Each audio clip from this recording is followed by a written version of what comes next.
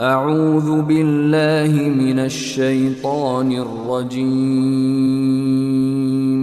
بسم الله الرحمن الرحيم. وإذ زين لهم الشيطان أعمالهم وقال لا غالب لكم اليوم من الناس وإني جار لكم فلما تراءت الفئتان نكص على عقبيه وقال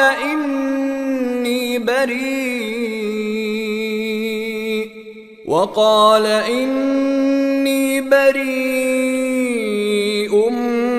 منكم إني أرى ما لا ترون إني أخاف الله والله شديد العقاب.